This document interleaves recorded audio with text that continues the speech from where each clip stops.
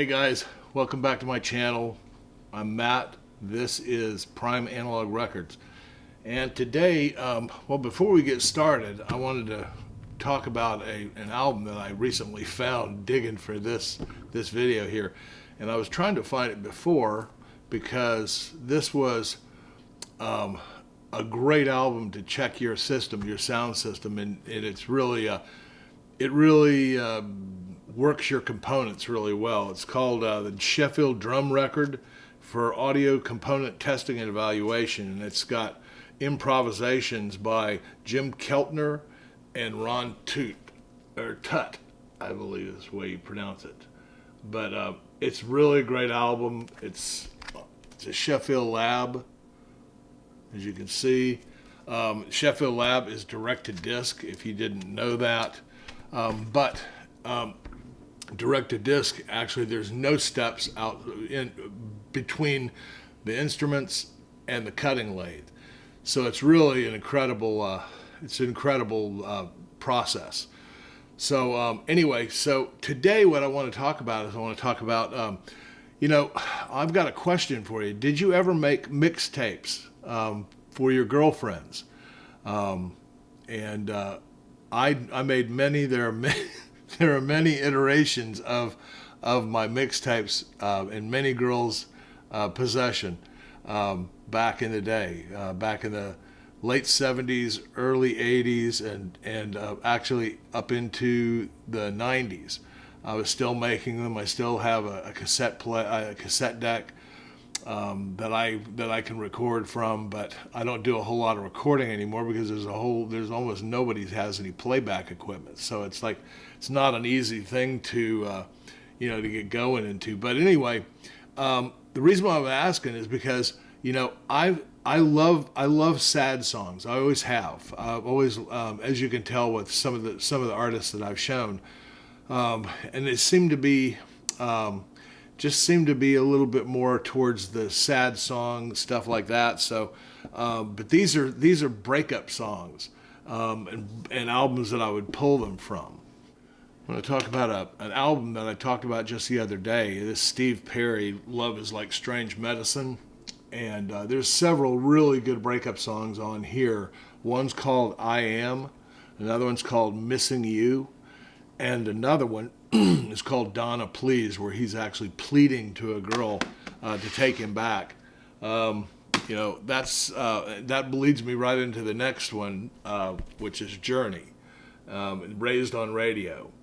And the reason why I'm kind of down on that on Journey without Steve Perry is because of the fact that Steve Perry was one of the main writers in all this. And a lot of people just think he was just front man. He wasn't. It was him and Jonathan Cain who wrote almost everything. Some Neil Schon, but most of the sound came from Jonathan Cain and Steve Perry. On here, there's one called "Susanna." There's another one. Let's see here.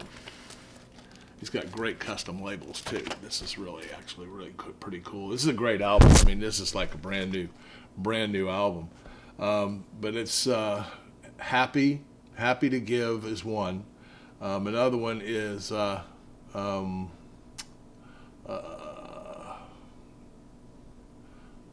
is it? "Raised on Radio." No, I'm sorry. "The Girl Can't Help It." That's one of the best songs. That was really a big hit song, and it did really well on the radio. But that was such a great album that it's almost one of those that you can just put on and let it go. All right, another one from a great artist that I love, and he just recently passed, and I talked about him before, but Bobby Caldwell. And this album is called "Carry On," and there's a lot of really good stuff on here. "Loving You" is one, but one of the main breakup songs on here is called "Words," and it's because he's talking about the words that she says are not what she really means, and he knows it because of her actions, which we all know about that kind of stuff. So the next one is "Chicago," and this is Chicago 18. And I believe there's one song on here called called "If She Would Have Been Faithful," and Niagara Falls. Both of those songs were written by Bobby Caldwell just before, and this is where I think this is the first album that Jason Scheff was on, and I just talked about him a little bit, or I was making a mention on Rachel's Ghost this morning about that, about Jason Scheff and what the addition that he put to this album or to this band when Peter Cetera left. Another member of that band of Chicago is a guy named Bill Champlain. Bill Champlain, I actually was starting to follow his career because I found him, the first time I ever found him was on a Lee Ritenour album, and it was on the song "Is It You?" And that's a very famous song, and I kept trying to pick out his vocal part. He's always got that real gruff stuff. This was well before, this is probably 8-10 years before Chicago, before he was picked over there. I think that David Foster, who actually was a producer on that album, that Lee Ritenour album, I believe that they probably got together somehow and said, "Hey, this the one of the lead singers of Chicago is leaving, and it's leaving a big hole in the group. And would you come over and play keyboards for him?" And so that's what he did. This album's got a lot of really good, a lot of really, really great breakup songs on it. One is called what is it called? Come on, it is called Sarah is one. Tonight is another one. Another one is Gotta Get Back to Love, and the biggest one, the best one, is The Fool Is All Alone. Which is pretty much self-evident when you listen to the song.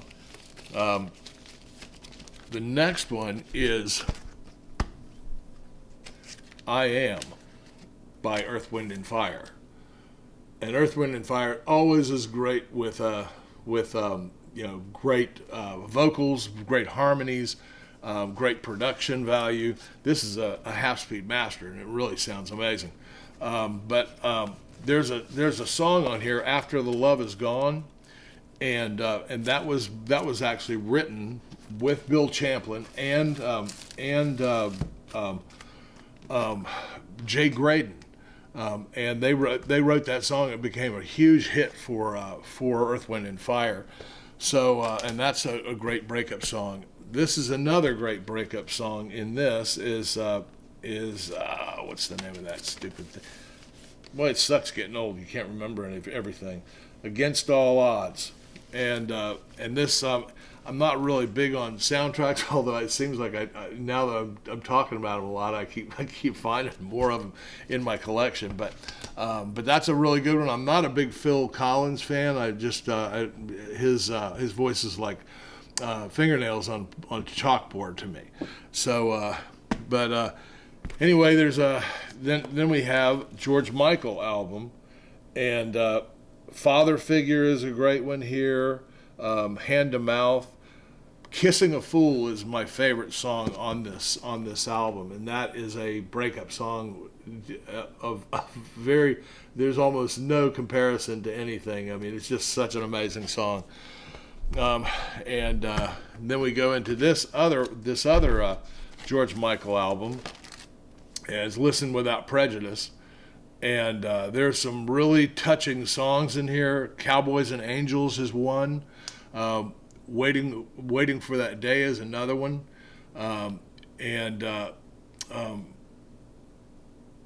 Something to Say They Won't Go. Anyway, but George Michael has a way about him and about the way he produces these songs he used to do. It's just amazing. I can just sit down and listen to nothing but George Michael. It's like when he stopped the Wham stuff, he became a real serious artist, and I could not deal with the bubblegum stuff. But when I heard "Careless Whisper," I knew there was something behind that. on their stuff, and that something was deep inside of him, and he got to put that out. And that's actually, a lot of people don't know that, you know, Freedom 90, which is on that last album I just showed you. You know, everybody's seen that that video that has all the supermodels on it: Linda Evangelista and Christy Turlington and Cindy Crawford and Tatiana Patitz and Naomi Campbell. And they're walking around and all this stuff, mouthing, you know, lip syncing to this song.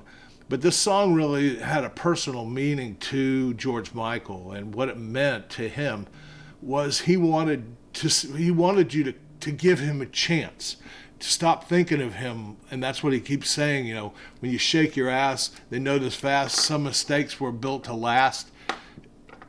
He's talking about, you know, this need to be authentic to himself. Also, if you remember in that video, remember the leather jacket that he had worn in all those other videos, those Wham videos, goes up in flames because he was talking about in that, and it's very distinct. I mean, you can pick it up pretty quickly when you start understanding what he was talking about. And he was talking about how the record executives basically pushed him down this path, and they packaged him in such a way that it wasn't him, it wasn't who he really was, and it's like, and also he went through a big bunch of stuff with Sony, and they did the same thing with a different company did with Gino Vannelli. But what they did is they held him hostage. They wanted him to do covers, like, if you remember, Don't Let the Sun Go Down on Me, that Elton John cover. And they wanted him to do stuff like that, and he didn't want to do that. He wanted to do his original stuff, and he finally got out of that contract because wasting a shitload of time, which is what they did. These record companies, that hold you hostage, and if you don't do what you want, you're the artist, so you just dig in, and then they just sit there and burn time that you have as being an artist, which is really shitty for the consumer. And people should hold the record company's feet to the fire when they start doing this. But anyway, let's go on. I tend to, when I'm making my mixtapes and stuff like that, I always tended to go towards the male point of view. So that's why most of everything I show pretty much is male. And I'm going to show this one because this song, "I Will Always Love You," that Whitney Houston made famous, was written actually by Dolly Parton. And just a beautiful rendition, both hers and the timely and timelessness of that rendition that Whitney Houston did was something special. All right, now let's move over to Bill LaBounty. A lot of people don't know who this is. And he's got a song on here called "Slow Fade," which talks about basically your relationship just slowly dying. And it's really great. There's also another one on here called "Look Who's Lonely Now." And the way he arranged it, he wrote it. The way he arranged it was very different from my favorite rendition of it. My favorite rendition of it is by a guy named Ricky Peterson. And he slowed the whole thing down and made it a ballad that's really heart-wrenching. It's really an amazing song. And but like I said, that's Ricky Peterson. I just tried to find the album, and I can't. It's over there somewhere. There's another one. Here's another one by Stephen Bishop, and it's "On and On." Everybody knows that song, and that's a great song for a mixtape. Here's another one that's really great, and it's Michael Sembello. A lot of people just know him by Maniac and stuff like that, but he actually traveled and was a musician with Stevie Wonder, and that's why he sings and plays very much the same way. Writes all his own original music, and there's several really great songs on here. One of which is called "It's Over," and it's not the same as the one that you'll see from Level 42, which is on this list also. But this album is a very underrated album. and I would suggest everybody to go pick it up. It was really ahead of its time, and it's I think in the late '80s, mid to late '80s. But anyway, that's a great one. Here's another one, Michael Ruff. You guys have heard me talk about Michael Ruff before, and this has got a ballad on it that's called Ariel. And it's a breakup song that he had broken up with somebody, and then they were contemplating suicide, which is not a real good thought process. Another one here is Chris Rea. Look, and this is the best song on this one here. It's called the album's called Whatever Happened to Benny Santini. I'm not sure what that reference is. Maybe if you guys know, leave it in the comments down here. It'll help me with my musical knowledge. I've never really checked that out. But there's a song on here that everybody knows. It's called "Fool If You Think It's Over," and that's an amazing song. That charted really high in the UK as well as here, and you hear it a lot. It's kind of like Bobby Caldwell's "What You Won't Do for Love." You hear it everywhere. So. There's another one here. This is Karla Boniff, and Karla Boniff is one that a lot of people don't tend to know very much about. But Karla Boniff's got many albums. I've got almost every album she's got, and she is an incredible writer. Matter of fact, she wrote many of the big hits for Linda Ronstadt. And if you listen to her voice, it's very similar to Linda Ronstadt. But there's a song on here called "I'll Walk Alone." And it's amazing. It's an amazing song. It talks about the breakup, about and it goes all the way through to one day you'll see me and you'll see that I'm okay. So all right, so we got another one, Michael Johnson, and there's a great breakup song on here called "I'm Gone."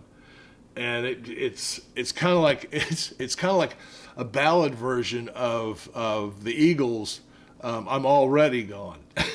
So, but it's really great song. All right, this is Dan Hill, and Dan Hill he's a really great songwriter and performer, and he does a song on here called "Can't We Try." And it is a really great song too. I mean, it's a perfect breakup song. It's perfect for those ups and downs that you have in a relationship, and it talks about that and about how we can't we try to get through this. You guys know this. You know that I love Gino Vannelli, and this is actually one that he signed. That his last concert for me, but there's several songs on here that are really great. But my favorite one is the Heartbreak song, and that's the surest things can change. And this album is called "The Pauper in Paradise," "A Pauper in Paradise." And like I said, I mean, "The Surest Things Can Change" is a pretty powerful song. All right, so now we're at the end, and this is level 42, and it's called, the song on here is called "It's Over," and it's such a powerful song that I've never heard anything that compares to this, to the power of this song, as far as a breakup song and stuff like that. I've never heard anything that's close to it. If you've never heard of this, if you've never heard that song, which many people haven't. I mean, actually, I heard this song first on a mixtape that a girl gave me, and so it has special meaning to me. But anyway, that's my list of breakup songs and things that would go good on mixtapes.